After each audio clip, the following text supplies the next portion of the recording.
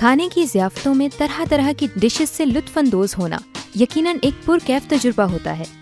بدقسمتی سے ہمارے ہاں مختلف قسم کی تقریبات میں بہت سا کھانا دانستہ اور نادانستہ طور پر ضائع کر دیا جاتا ہے۔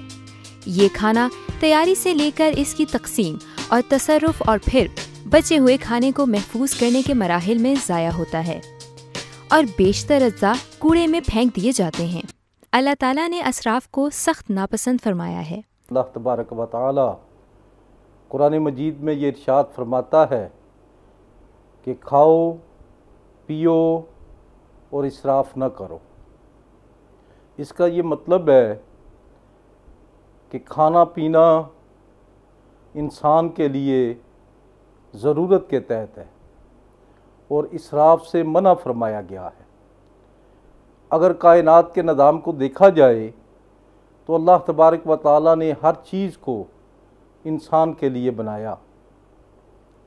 مثال کے طور پر اگر پورے کرۂ ارض سے انسان ختم ہو جاتا ہے تو یہ کائنات کا نظام چلتا رہے گا، سورج چمکتا رہے گا، چاند دمکتا رہے گا، ستارے جگمگاتے رہیں گے، پتے لہراتے رہیں گے، فرشتے آتے جاتے رہیں گے، یہ دن بھی ہوتا رہے گا، یہ رات بھی ہوتی رہے گی، حتیٰ کہ پوری کائنات کی بات بھی ہوتی رہے گی۔ لیکن اس کے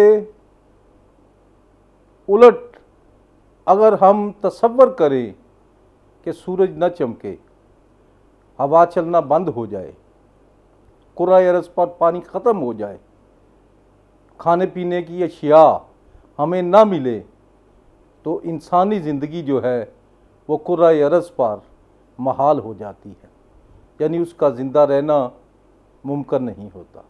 شادیوں کی تقریبات اور سیاسی ضیافتوں میں مہمانوں کا کھانے پر جانوروں کی مانند بے ساختہ ٹوٹ پڑنا، چھینا جھپٹی کرنا، ہوس کی آگ میں دوسروں پر سبقت لے جانے کی کوشش میں کھانے کا بے دریغ ضیاع ہمارے قومی کلچر پر ایک بدنما داغ بن چکا ہے۔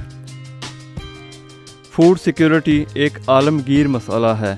گلوبل ہنگر انڈیکس کے مطابق 118 ترقی پذیر ممالک کی فہرست میں پاکستان 107ویں نمبر پر ہے۔ پاکستان ان ممالک میں شامل ہے جہاں خوراک کی تیاری میں ہر مرحلہ پر کھانا ضائع ہوتا ہے۔ ایک اندازے کے مطابق ہر سال پاکستان میں سالانہ 36 ملین ٹن کھانا ضائع ہو جاتا ہے۔ یہ ایک شرمناک حقیقت ہے کہ پاکستان میں تیار شدہ کھانے کا کم و بیش 40% حصہ گھروں میں، ریسٹورانٹ، میرج ہالز اور بینکویٹ ہالز میں بے دردی سے ضائع کر دیا جاتا ہے۔ فالتو بچ جانے والا کھانا کھایا ہی نہیں جاتا اور ری سائیکل بھی نہیں کیا جاتا۔ یہ بھی ایک افسوسناک حقیقت ہے کہ پاکستان میں آج بھی ایسے لاکھوں افراد موجود ہیں جو غربت کے انتہائی نچلے درجے پر زندگی گزار رہے ہیں اور انہیں بمشکل دن میں ایک مرتبہ اور وہ بھی ناکافی کھانا میسر آتا ہے۔ کراچی، اسلام آباد اور لاہور جیسے بڑے شہروں میں جہاں کھانے کا سب سے زیادہ ضیاع ہوتا ہے، سینکڑوں بے گھر افراد رات کو خالی پیٹ سڑکوں کے کنارے سو جاتے ہیں۔ مختلف شہروں میں مہیر حضرات کی جانب سے لگائے جانے والے فری دسترخوانوں اور معمولی قیمت پر کھانے کی فراہمی کے مراکز پر لوگوں کے ہجوم نے اس مسئلے کو اجاگر کرنے میں کافی مدد کی ہے۔ تاہم ضیافتوں میں کھانے کے ضیاع کو روکنے سے ملک کے کم و بیش آدھے بھوکے افراد روزانہ پیٹ بھر کر کھانا کھا سکتے ہیں۔ فرانس دنیا کا پہلا ملک ہے جہاں کھانے کے ضیاع کو روکنے کے لیے باقاعدہ قانون سازی کی گئی ہے۔ سپر مارکیٹس میں غیر فروخت شدہ فوڈ اور ریسٹورنٹس میں بچا ہوا کھانا پھینکنا قابل تعزیر جرم ہے۔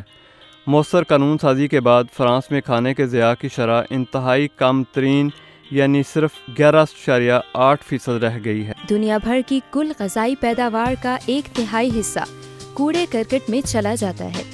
یہ 1.3 بلین ٹن خوراک 868 ملین بھوکے افراد کی غذائی ضرورت سے بھی 4 گنا زیادہ ہے۔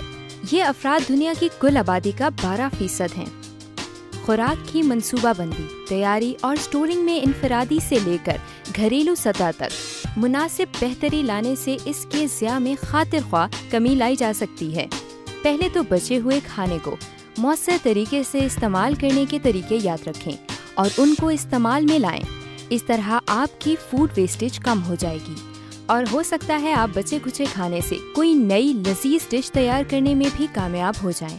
غذائی اجزاء کی اندھا دھند خریداری سے گریز کریں۔ جب بہت سی خوردنی اشیاء فریج یا اسٹور میں تا دیر پڑی رہتی ہیں تو گل سڑ جاتی ہیں، پھر انہیں کوڑے میں پھینکنا پڑتا ہے۔ فوڈ کی خریداری، تیاری اور اسٹوریج میں معمولی تبدیلیاں کر کے آپ وقت اور پیسہ بچا سکتے ہیں۔ ہمارے کتنے ہی گھروں اور کتنی ہی تقریبات میں روزانہ بچا ہوا کھانا کوڑے دانوں کی نظر ہو جاتا ہے۔ اگر میانہ روی اختیار کرتے ہوئے ہم ضرورت مطابق کھانا پکائیں تو یہ ہمیں کئی معاشی اور معاشرتی مسائل سے بچا سکتا ہے۔ بینگ اے ہاؤس وائف مجھے اندازہ ہوتا ہے کہ کتنا کھانا مجھے ایک ٹائم میں سرو کرنا ہے، اور ظاہر ہے کہ اسی حساب سے جو چپاتیاں بھی اپنی بچوں کی نیڈ کے اکارڈنگ ہی پکائی جاتی ہیں یا منگوائی جاتی ہیں۔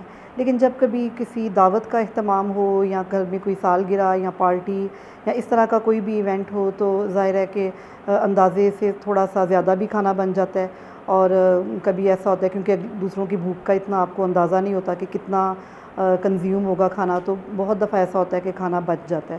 تو میری پوری کوشش ہوتی ہے کہ اس بچے ہوئے کھانے کو بہت اچھے طریقے سے میں ریسائیکل کروں۔